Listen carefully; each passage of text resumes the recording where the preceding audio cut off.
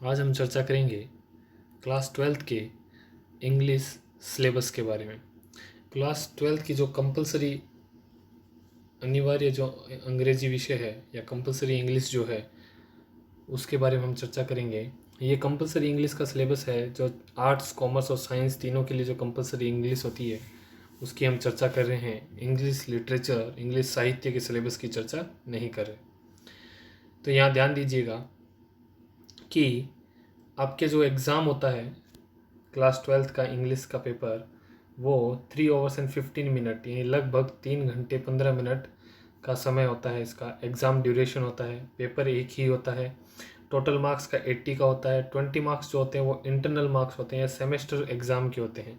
अतः internal marks और semester exam से क्या तात्पर्य है, तो आपको पता होना चाहिए कि आपके विद्यालय के अंदर आपके first test, second test, third test और हाफ ईयरली एग्ज़ाम, जिन्हें अर्धवार्षिक परीक्षा बोला जाता है, तो ये सेमेस्टर एग्ज़ाम होते हैं।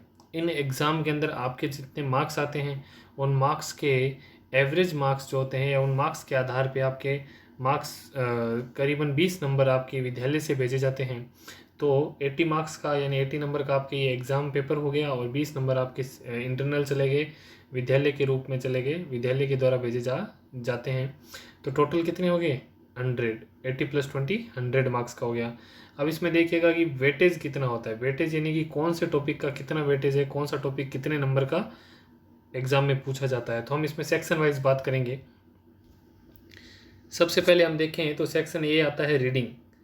तो रीड यानी पढ़ना वही जो आज तक हमारे इंग्लिश पेपर में हमेशा आता रहा है। पैसेज जो हमें बहुत ईजी लगते हैं, स्कोरिंग होते हैं।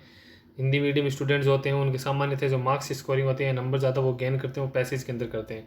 पर यहाँ पे आपको ध्यान देना है कि पैसेज आपके एक अलग प्रकार का पैसेज आता है। अलग प्रकार का पैसेज यानी कि अभी तक की कक्षाओं में जो आपने पैसेज पढ़े हैं उससे एक अलग प्रकार का पैसेज, जिसे हम कह सकते हैं नोट मेकिंग। ये आगे हम अभी इसी सिलेबस में हम चर्चा करेंगे कि नोट मेकिंग पैसेज क्या होता है। ये 15 मार्क्स का आता है। एक पैसेज जो आता है वो कंप्रहेंसिव टाइप का आता है, उसके बारे में भी चर्चा करेंगे। दोनों पैसेज कितने मार्क्स के आते हैं? 15 मार्क्स के। फिर आता है राइटिंग यानी लेखन। इसमें देखो आपके काफ़ी ऐसे राइटिंग आते हैं। पोस्टर मेकिंग हो गया, एडवर्टाइजमेंट हो गया, या फिर आप मैट्रिमोनियल्स लिखते हैं। एडवर्टाइजमेंट यानी अखबारों में जो विज्ञापन आते हैं वो हो गए।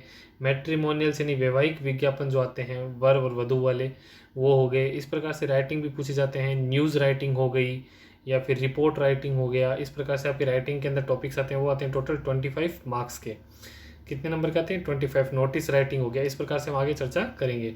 और आपके 2 बुक्स हैं हमेशा की तरह, जिसमें टेक्स्ट बुक है और एक सप्लीमेंट्री बुक है। मेन जो बुक है आपकी, मुख्य जो किताब है उसका नाम रेनबो है। रेनबो आप समझते हो, रेनबो का अर्थ होता है धनुष, इंद्रधनुष जिसे बोला जाता है वो, यानी धनुष रैन यानी वर्षा, जो इंद्रधनुष हम बोलते हैं, वर्षा का जो धनुष होता है उसमें से 25 मार्क्स का आता है। और जो आपकी एक छोटे वाली किताब होती है जिसे हम सप्लीमेंट्री बोलते हैं, पैनोरमा, उसका हम 15 मार्क्स का आता है। कितने का आता है? 15 मार्क्स का आता है। और अब आप यहाँ आगे देखिएगा कि टोटल कितना हो गया? 80 हो गया। 15 का रीडिंग हो गया, 25 का राइटिंग हो गया, 25 की एक बुक हो गई, 15 की हमारी सप्लीमेंट्री बुक पैनोरमा हो गई, जिसके अंदर स्टोरीज होती है, कहानियाँ होती है। तो आगे हम चलेंगे। टोटल हमारा 80 मार्क्स हो गया। अब हम इसे विस्तार पूर्वक देखते हैं बच्चों।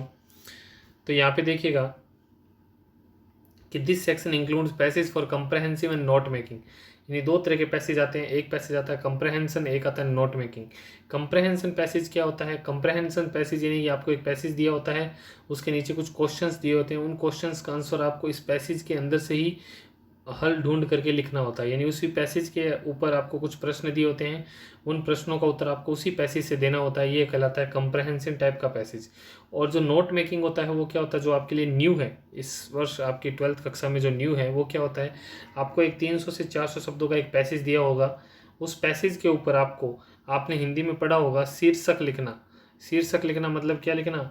इसका आप इसको एक शीर्षक क्या दे सकते हैं, इसका चैप्टर नेम क्या दे सकते हो, या फिर इस पूरे पैराग्राफ को एक वर्ड के अंदर, जैसे हमारे पाठ का नाम होता है वैसे आप क्या दे सकते हो, तो आपको इसका एक शीर्षक देना होता है पूरे पैसेज का। फिर इस पैसेज का हमें समराइज करना होता है, प्रेसाइज करना होता है। समराइज बोलो या प्रेसाइज बोलो, प्रेसी राइटिंग बोल सकते हो या प्रेसाइज बोलो, ये करना होता है। जैसे हिंदी में आपने सुना होगा सारांश। आप हिंदी मीडियम से हो तो आपको ये पता होना चाहिए सारांश या सार लिखना किसी चीज़ का सार या सारांश। अच्छा चलो मैं एक एग्जांपल देता हूँ। आप अपनी इंग्लिश की किताबों में जब भी चैप्टर पढ़ते हैं, लेसन पढ़ते हैं, उनके अंत में अबाउट दी चैप्टर या अबाउट दी टेक्स्ट ऐसा कुछ लिखा होता है, जिसके अंदर उस पूरे पाठ के बारे में 7 से 8 लाइनों के अंदर बताया होता है। यानी आपने जो पाठ पढ़ा है उसको 7 से 8 लाइनों के अंदर बताया जाता है कि इस पाठ के अंदर क्या क्या था। तो वही होता है नोट मेकिंग, या अपन कह सकते हैं कि कंप्रहेंसिव के अलावा जो दूसरा पैसेज आता है। तो नोट मेकिंग के अंदर आपको ये दो चीज़ें ध्यान रखना है कि एक शीर्षक पूछा जाता है आपको कि इसका शीर्षक क्या हो सकता है, एक समरी राइटिंग या प्रेसी राइटिंग के बारे में पूछ सकते हैं, एक आपको बोला जा सकता है कि इस पैसेज के ऊपर नोट लिखिए, नोट मेकिंग करिए। तीसरा प्रश्न इस प्रकार का प्रश्न बनता है। उस समय हमें नोट मेकिंग जो इसका नाम है उस पर हमें क्या करना होता है वो हम विस्तार से बाद में देखेंगे जब हम प्रेसी राइटिंग पैसेज पढ़ेंगे ये। लेकिन थोड़ा सा मैं आइडिया आपको दे देता हूँ। जो पैसेज आपको दिया होता है उसी के आधार पे आपको नोट्स लिखने होते हैं। नोट्स लिखना यानी आप एक हेडिंग डालते हो, एक शीर्षक लगाते हो और उस शीर्षक के ऊपर कुछ पॉइंट लिखते हो कि इस शीर्षक के अंदर यानी इस पैराग्राफ के अंदर इन पॉइंट के ऊपर चर्चा की गई है। फिर दूसरे पैराग्राफ का कोई एक शीर्षक लिखते हो और उनके ऊपर पॉइंट्स लिखते हो कि इसके अंदर इनके ऊपर चर्चा की गई है। यानी कि कभी हम किसी अच्छी किताब से पढ़ रहे होते हैं और हम हमारी कॉपी के अंदर जब उसके नोट्स बनाते हैं तो वह नोट्स शॉर्ट होते हैं, छोटे होते हैं और आसानी से समझ में आने लायक होते हैं, और कम समय में हम ऐसे नोट्स बनाते हैं जो हमारा ज़्यादा कवर भी कर ले और हमें आसानी से समझ भी आ जाए। उसी प्रकार उस पैसेज को छोटे रूप में, पॉइंट्स के रूप में, बुलेट पॉइंट्स के रूप में लिखना है हेडिंग के साथ, वे होता है नोट मेकिंग। यानी वे हमारी लाइनें जो होती है वो छोटी होती है लेकिन उस पैसेज के अंदर क्या बात की गई उसके बारे में बताती है। ये हम आगे आने वाले दिनों में पढ़ेंगे। अब देखिए ये जो 2 अनसीन पैसेज होते हैं ये 700 से 900 शब्दों के आते हैं। Passage will include 2 of following. ये जो पैसेजेस होते हैं ये 2 प्रकार के होते हैं, एक होता है फैक्चुअल और एक होता है ये इस प्रकार के होते हैं फैक्चुअल पैसेज, यानी तथ्य आधारित जो पैसेज होते हैं जिनके अंदर निर्देश या फिर रिपोर्ट या डिस्क्रिप्शंस के बारे में बात चर्चा की जाती है, तथ्य आधारित फैक्ट होते हैं।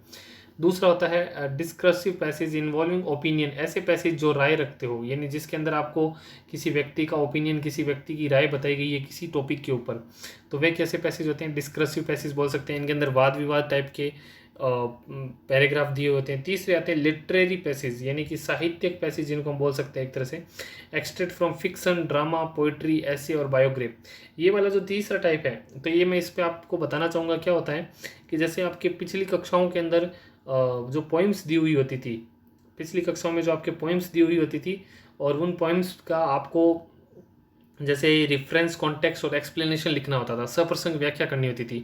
तो आपके 12th के अंदर आपको वो सप्रसंग व्याख्या नहीं करनी है, रेफरेंस, कॉन्टेक्स्ट और एक्सप्लेनेशन नहीं करना है।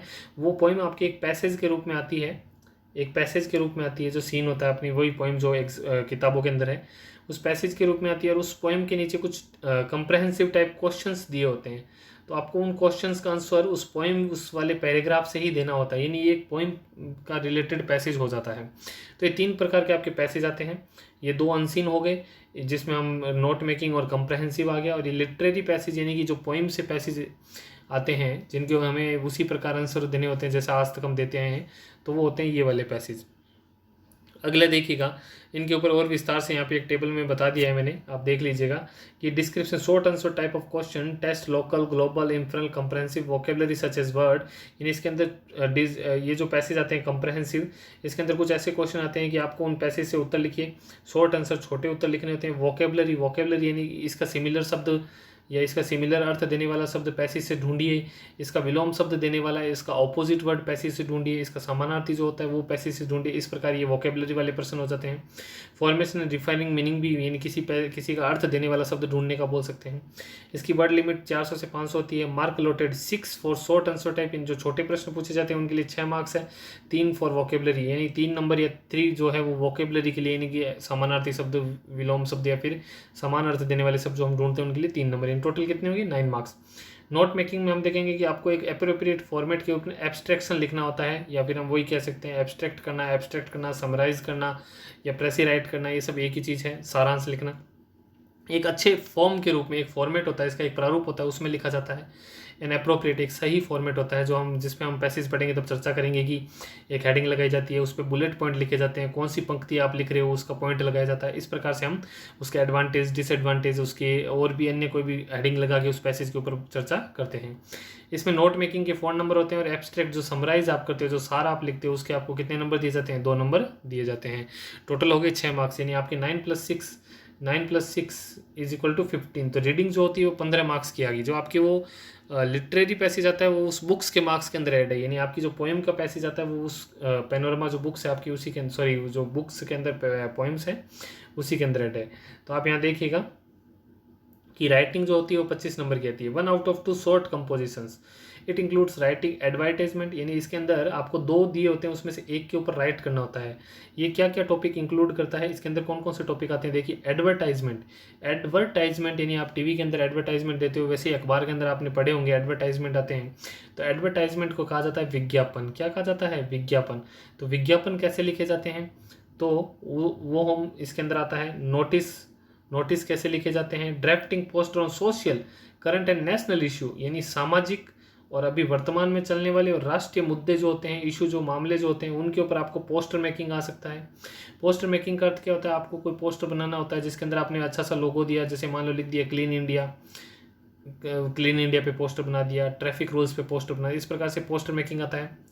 अगला जो आता है वो डिस्क्रिप्शन एंड आर्ग्यूमेंटिव अगेंस्ट टॉपिक, यानी आपको वाद विवाद जो हम करते हैं, जो हमने 9th कक्षा के अंदर पढ़ा था, डिबेट बोलते हैं, स्पीच बोलते हैं, तो वो वाद विवाद करते हैं, डिबेट करते हैं। तो उसी प्रकार आर्ग्यूमेंट डिस्क्रिप्शन जो होता है, आर्ग्यूमेंटेड यानी कि वाद विवाद के रूप में, यानी कोई अगर टॉपिक है तो उसके हमें अप्स भी बताने और डाउन्स भी बताने, यानी उसकी अच्छाइयाँ भी बतानी और उसकी बुराइयाँ भी बतानी, इस प्रकार के टॉपिक होते हैं। और हम अगर चर्चा करें तो इनविटेशन होते हैं। इनविटेशन यानी आमंत्रण वाले होते हैं। इनविटेशन क्या होते हैं, यानी किसी की मैरिज का इनविटेशन आप भेज रहे हो तो वह है उस प्रकार के इनविटेशन। बर्थडे इनविटेशन, तो ये इस प्रकार से आमंत्रण करने वाले जो हम राइटिंग करते हैं वो भी है। तो ये वैरायटी यानी बहुत सारे वेरियस आपको टॉपिक दिए गए हैं। इन वेरियस टॉपिक के ऊपर हम राइटिंग शॉर्ट पैराग्राफ लिखते हैं जो हमारे एग्जाम के अंदर आता है। आगे देखिएगा, ये 4 मार्क्स का आता है। इतने टॉपिक जो है उनमें से कुछ भी आके आपको कितने मार्क्स का आएगा, ओनली 4 मार्क्स का। फिर एक रिपोर्ट राइटिंग होता है, इवेंट और फैक्चुअल डिस्क्रिप्शन, यानी तथ्य आधारित रिपोर्ट होनी चाहिए या फिर कोई एक इवेंट होना चाहिए। इवेंट यानी कि बच्चों देखिए, मान लो कि आप विद्यालय के किसी समारोह में गए, विद्यालय ने वार्षिक उत्सव मनाया और उसमें आप गए, तो ये इवेंट आधारित रिपोर्ट हो गई, यानी आप वहाँ पे प्रेजेंट थे। आप वहाँ प्रेजेंट थे तो उस इवेंट के ऊपर आप एक रिपोर्ट लिखोगे कि उस प्रोग्राम के अंदर क्या क्या हुआ, तो वो अपनी इवेंट आधारित रिपोर्ट होगी। फैक्चुअल डिस्क्रिप्शन यदि बात की जाए तो जैसे मान लो कि करंट सिचुएशन है कि भाई अगर रेन कम हो रही है, बारिश कम हो रही है, तो राजस्थान के अंदर जो पश्चिमी क्षेत्र है, जो वेस्ट साइड है, जो रेगिस्तानी इलाका है, वहाँ पे क्या इफेक्ट हो रहे हैं, या फिर जो पेनेडेमिक चल रहा है, जो पेनेडेमिक महामारी जो हमारी चल रही है कोविड-19 कोरोना, तो इसके ऊपर हम अगर बनाना चाहें रिपोर्ट एक, तो वो हमारी फैक्चुअल होती है। फैक्चुअल यानी तथ्य आधारित होती है, जिसमें हम तथ्य रखते हैं, फैक्ट रखते हैं कि कितने लोग इससे प्रभावित हुए, कितना परसेंटेज इसका ये है वो है, वो हमारी फैक्चुअल हो गई, तथ्य आधारित हो गई। ये हमारी कितनी आती है, 7 मार्क्स की आती है। सम वर्बल इनपुट, ये वर्बल इनपुट के आधार पर होती है कि वर्बल यानी आपने सुनी सुनाई बातों पे जो हम वर्बल बोलते हैं, मौखिक जो होती है। फिर आता है हमारा लेटर जो 7 मार्क्स का आता है। ये विस्तृत रूप से हमने 10th और 11th में पढ़ चुके हैं हम। 9th में भी पढ़ा है, 10th में भी पढ़ा है, 11th में भी पढ़ा है। ऑब्वियस है इसमें भी हमें 1 करना होता है। लेटर इंक्लूड द फॉलोइंग, जो आपके लेटर होता है वो इस प्रकार के जो टॉपिक्स होते हैं उन पर हम बनाते हैं। बिजनेस और ऑफिशियल लेटर, बिजनेस यानी व्यापारिक, ऑफिशियल यानी कि औपचारिक पत्र। मेकिंग इंक्वायरीज यानी आपको किसी चीज़ के बारे में इंक्वायरी करनी है, जांच पड़ताल करनी है। रजिस्टरिंग कंप्लेंट, किसी चीज़ के बारे में आपको कंप्लेन, शिकायत दर्ज करवानी है। आस्किंग एंड गिविंग इंफॉर्मेशन, यदि आप किसी सूचना के बारे में पूछ रहे हैं या सूचना देना चाहते हैं। प्लेसिंग ऑर्डर, यदि आप अपना कोई ऑर्डर बुक करवाना चाहते हैं। सेंडिंग रिप्लाईज, मान लो कि आप एक शॉप कीपर हो और वहाँ आप अपनी बुक्स सेल करते हो, जो सिलेबस से रिलेटेड है, जो बुक्स आपकी कक्षाओं से रिलेटेड वो सेल करते हो। तो मान लो कि आप संजीव पास बुक सेल करते हो, इंग्लिश की बुक सेल करते हो, तो आपको कहीं ना कहीं वो ऑर्डर प्लेस करना होगा। तो जब आप उनको मंगाओगे, ऑर्डर प्लेस करोगे, तो वो हमारा प्लेसिंग ऑर्डर लेटर हो गया। सेंडिंग रिप्लाईज, किसी को प्रति उत्तर देना है, किसी ने आपको लेटर भेजा है उसका उत्तर देना है, तो वो लेटर हो गया। यदि आप किसी विद्यालय में एडमिशन लेना चाहते हैं या फिर किसी चीज़ के बारे में इंक्वायरी करना चाहते हैं, तो वो इन्फॉर्मेशन हो गया। रजिस्ट्री कंप्लेंट, आपके मोहल्ले के अंदर या आपके एरिया के अंदर लाइट प्रॉब्लम है, इलेक्ट्रिसिटी प्रॉब्लम है, रोड्स की प्रॉब्लम है, ट्रांसपोर्टेशन की प्रॉब्लम है, लाउड स्पीकर की प्रॉब्लम है या थीफ्स की प्रॉब्लम है, तो वो हमारी कंप्लेन, शिकायती पत्र हो गए। किसी चीज़ के बारे में जानकारी लेनी है तो वो हमारी इंक्वायरी वाले हो गए। लेटर्स टू एडिटर, यानी एडिटर यानी संपादक, पत्र पत्रिकाओं के जो संपादक होते हैं, जैसे दैनिक भास्कर है उसका कोई ना कोई संपादक है, राजस्थान पत्रिका है उसका कोई ना कोई संपादक है, तो उनको जो आप लेटर लिखते हो संपादक को। Various social and national international issue, तो बहुत सारे सामाजिक मुद्दों पे राष्ट्रीय मुद्दों पे या अंतर्राष्ट्रीय मुद्दों पे। सामाजिक मुद्दे क्या होते हैं? सामाजिक मुद्दे मतलब जो समाज से संबंधित होते हैं, यानी कि जो समाज को प्रभावित कर रहे हैं। जैसे मान लो कि करंट कोई सिचुएशन, कोई परिस्थिति ऐसी चल रही है, कोई मुद्दा ऐसा चल रहा है जिससे आप प्रभावित हो रहे हो, तो वो आप इनको लिख सकते हो, इनको लिख सकते हो। पर्यावरण प्रदूषण पे लिख सकते हो कि इन्वायरमेंट ज़्यादा प्रदूषित हो रहा है, वाटर पॉल्यूशन पे लिख सकते हो। इस प्रकार से आप उनको लिख सकते हो ताकि आपके द्वारा जो लेटर लिखा गया है तो वो उसके अंदर न्यूज़पेपर के अंदर उससे रिलेटेड कुछ डाले और लोगों को जागरूक करें। राष्ट्रीय मुद्दों पे लिख सकते हो, राष्ट्र का मुद्दा क्या है, राष्ट्र के अंदर जीडीपी, बेरोजगारी, एम्पावरमेंट, जो भी है बेरोजगारी के ऊपर लिख सकते हो, वुमन एम्पावरमेंट, महिला सशक्तिकरण पे लिख सकते हो। राष्ट्रीय मुद्दे हो सकते हैं, अंतर्राष्ट्रीय मुद्दे हो सकते हैं। Application for a job including CV. और जो तीसरा टाइप आता है वो आप कहते हैं एप्लीकेशन, एक प्रार्थना पत्र, जॉब यानी अपनी नौकरी के लिए। सीवी, करिकुलम वाइट जिसको बोलते हैं, या रेज्यूमे जिसको बोलते हैं, सीवी। देखो इसके अंदर ये एक प्रकार का लेटर होता है जिसके अंदर आप किसी फर्म के अंदर या किसी कंपनी के अंदर या किसी जगह आप जब अपनी जॉब के लिए अप्लाई करते हो तो आप जो लेटर लिखते हो उसे कौन सा बोलते हैं? Application of job including. इसके अंदर देखो वो डिटेल्स देनी होती है, जैसे आपका नेम क्या है, फादर्स नेम क्या है, आपकी क्वालिफिकेशन यानी आप कितने पढ़े हुए हो, आपको एक्सपीरियंस क्या है, आप कौन सी जॉब के लिए अप्लाई कर रहे हो। इस प्रकार से हम डिटेल एनालिसिस जब हम इस लेटर को पढ़ेंगे तब हम करेंगे। ये 7 मार्क्स के आते हैं, 3 टाइप के आपको मैंने बता दिए। फिर आपके देखिएगा 1 आउट ऑफ 2 कंपोजिशंस, एक और कंपोजिशन यानी कि आपको राइटिंग करना होता है based on visual and verbal input. देखे हुए यानी आप जैसे जा रहे थे कहीं और आपने देखा कि कोई एक्सीडेंट हो गया, या आप मार्केट में जा रहे थे, आपने एक फायर एक्सीडेंट देखा, यानी आपने देखी हुई घटना के ऊपर आपको कंपोजिशन करना है, या वर्बल इनपुट या कोई सुनी हुई घटना के ऊपर। द कंपोजिशन में बी डिस्क्रिप्टिव एंड आर्ग्यूमेंटेटिव। ये एक डिस्क्रिप्टिव होना यानी सूचना देने लायक होना कि ऐसा ऐसा ऐसा ऐसी कुछ घटना हुई थी, या आर्ग्यूमेंटेटिव हो सकती है, वाद विवाद वाली हो सकती है। In nature such as an article, तो इसके अंदर आर्टिकल और स्पीच हम कह सकते हैं, ये 2 तरह के लिखे जाते हैं जो 7 मार्क्स का और आता है। उसके बाद यदि हम बात करें हमारी टेक्स्ट बुक की, तो टेक्स्ट बुक के अंदर जो पहली हमारी टेक्स्ट बुक है रेनबो, उसमें देखो 1 out of 2 extract based on poetry form from the text comprehension and appreciation. जैसे मैंने आपको बताया था कि 1 आउट ऑफ 2 यानी आपको 2 पैराग्राफ दिए होते हैं अलग अलग पोएम के, उन पोएम के ऊपर कुछ क्वेश्चंस दिए होते हैं, उन क्वेश्चंस को आप उनको कंप्रहेंसिव उस पैसेज से क्या करना होता है? हल करना होता है। तो ये 4 नंबर का आता है। तो ये भी एक तरह से पैसेज हो गया, पोइट्री यानी कविता पे आधारित है। 3 out of 4 short question from the poetry section. अब जो आपकी कविताएं होती है, जो पोइम्स होती है पोइट्री, उसमें से आपको 3 क्वेश्चंस करने होते हैं, और वो छोटे क्वेश्चन होते हैं, और वो कितने मार्क्स कहते हैं? 2 यानी 6, यानी आपके पोएम का एरिया कितना हो गया? 10 का। यानी आपकी जो 4 से 5 पोएम जो किताब के अंदर दी हुई होती है, उन 4 से 5 पोएम के अंदर आप 10 मार्क्स आसानी से स्कोर कर सकते हो। यानी आपको पूरी किताब नहीं भी, पूरी किताब का अगर एक छोटा सा पोर्शन ले ले, 20% या 15% हम बोल सकते हैं, उस 15% 20% भाग से भी आप 10 नंबर अपनी किताब में यानी इस 25 मार्क्स में से 10% इजीली स्कोर कर सकते हो। अगला देखिएगा, फॉर शॉर्ट आंसर यानी 4 छोटे प्रश्न पूछे जाते हैं लेसन से, पाठों से, जो 2-2 नंबर के होते हैं। फिर आपको एक लॉन्ग प्रश्न पूछा जाता है, कंप्रहेंसिव टाइप का होता है, यानी विस्तृत रूप 125 वर्ड्स में लिखना होता है, वो 7 नंबर का होता है। ये इस प्रकार के जो प्रश्न होते हैं वो कैरेक्टर यानी चरित्र, किसी व्यक्ति का कैरेक्टर पूछ लिया, किसी घटना का वर्णन पूछ लिया कि आखिर ऐसा क्या हुआ था, या अपने शब्दों के अंदर उसको बताइए, इस प्रकार के प्रश्न होते हैं, कंप्रहेंसिव टाइप के होते हैं। फिर जो दूसरी बुक है आपकी पैनोरमा, वो 15 मार्क्स की आती है। इसमें भी 1 आउट ऑफ 2 लॉन्ग आंसर, इसके अंदर बड़े प्रश्न होते हैं जिसके अंदर आपको एक उत्तर देना होता है। ये देखिए, reader to the test comprehension explanation theme यानी उस पार्ट की थीम क्या है, वो पार्ट किस टॉपिक के ऊपर, किस बिंदु के ऊपर चर्चा कर रहा है कैरेक्टर, उस पार्ट के अंदर जो व्यक्ति है, जो जैसे मान लो कोई पार्ट है 3 गोट्स का पार्ट है मान लो, तो उसके अंदर 3 बकरियां हैं, एक लड़की है, एक लड़का है, और लड़के की माता है और लड़की के पिता है। तो ये 4 कैरेक्टर हो गए। तो इनमें से किसी एक का कैरेक्टर पूछा जा सकता है कि उस लड़की के बारे में बताइए, उस लड़के के बारे में बताइए, लड़की की माँ के बारे में बताइए। तो ये हो गया हमारा कैरेक्टर। इंसिडेंट, मान लो कि कोई घटना ऐसी हुई कि वह बकरियां, तो इंसिडेंट के बारे में कुछ भी, चलो इसमें एग्जाम्पल हम लेते हैं कि उस लड़की की अगर मान लो मुलाकात उसके लड़के के पिता से होती है, तो इनके बीच में जो घटना घटित हुई, इंसिडेंट हुआ, तो उसके बारे में पूछा जा सकता है। तो वो एक तरह से इंसिडेंट हो गया। तो ये 125 शब्दों में पूछा जाता है। फिर आपके एक शॉर्ट आंसर पूछा जाता है सप्लीमेंट्री रीडर से, जो 4 शॉर्ट आंसर, 4 छोटे प्रश्न पूछे जाते हैं, तो वो आते हैं 8 नंबर के। तो इस प्रकार से आपके टोटल ये 80 मार्क्स का हो जाता है, और इस 80 मार्क्स के अंदर आप आसानी से स्कोर कर सकते हो। अच्छा चलो, अब 12th वालों के लिए एक अच्छी चीज़ मैं बताना चाहूँगा कि 11th तक आपके ग्रामर के टॉपिक थे, ग्रामर यानी व्याकरण के टॉपिक थे, जैसे टेंसेस हो गए, या फिर डायरेक्ट इनडायरेक्ट हो गए, या फिर आप सिंथेसिस बोल सकते हो जो 11th के अंदर थे, ट्रांसफॉर्मेशन जो थे, इस प्रकार से क्लोज थे। इस प्रकार से आपके 11th के अंदर ग्रामर टॉपिक थे, परंतु 12th के अंदर नहीं है। हमें ट्वेल्थ बिल्कुल पूरा फोकस हमें किस पे होगा, हमारा ट्वेल्थ के अंदर हमारा पूरा फोकस बुक्स पे होगा। और ग्रामर के टॉपिक जो है वो हमारी राइटिंग टाइप के, राइटिंग यानी लेखन से संबंधित है। रीडिंग इजीली हो जाता है, किताबें हमारी बुक्स होगी। उसके अलावा जो 25 मार्क्स है वो हमारे ग्रामर के हम टॉपिक मान सकते हैं। वो भी कैसा है, राइटिंग। राइटिंग यानी कि लिखना, यानी आज तक आपने 11 तक जो भी ग्रामर व्याकरण सीखी है उसी आधार पर ये राइटिंग आप करोगे।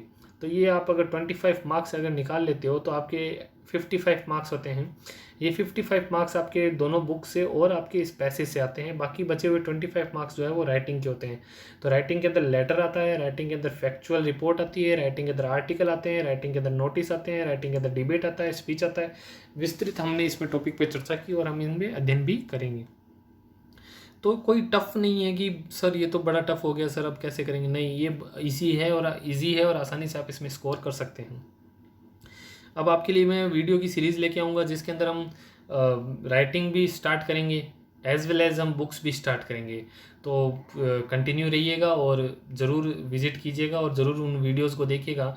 अभी कोविड-19 पैंडेमिक के बीच में जब आप अपने स्कूल से घर पे बैठे हो तो आप इसका फ़ायदा उठाइए और उस चीज़ को कवर करने का प्रयास कीजिए, क्योंकि जब स्कूलें खुलेगी तब आपको बहुत कम टाइम मिलेगा अपने एग्ज़ाम के लिए। यानी उस कम टाइम के अंदर, जैसे मान लो कि 6 to 7 मंथ, 5 to 6 मंथ मिलते हैं अगर, और इसका हम कुछ कह भी नहीं सकते। अगर ये महामारी अगर थोड़ा ज़्यादा फैल जाए तो हो सकता है कि स्कूलें थोड़ी आगे शिफ्ट हो जाए, जो अभी ओपन होने की चर्चा हो रही है वो थोड़ी और शिफ्ट हो जाए। तो आपको ये कंटिन्यूटी बनाए रखनी है और अच्छे से पढ़ना है, क्योंकि आप इंग्लिश कंपलसरी को 12th में ईजी में नहीं ले सकते, आसान नहीं ले सकते कि हम पास कर लेंगे। तो इसको इजी नहीं लेना है, इसको हमें पढ़ना है। और बुक्स भी हम स्टार्ट करेंगे और राइटिंग भी हम स्टार्ट करेंगे। कंटिन्यू रहिएगा और आपके जो भी फ्रेंड्स हैं, जो भी फैमिली मेम्बर्स हैं जो 12th के अंदर है या जो पढ़ना चाहते हैं, उनको आप अपना वीडियो ज़रूर शेयर कीजिएगा। तो अब हम अगली कक्षा में, कल आपके लिए मैं इसका जो वीडियो है वो लेके आऊँगा। तो अगली कक्षा में हम मिलेंगे। कल मैं 2 वीडियो आपके लिए अपलोड कर दूँगा। तो कल की कक्षा में हम मिलेंगे। तो आज के लिए इतना ही, धन्यवाद।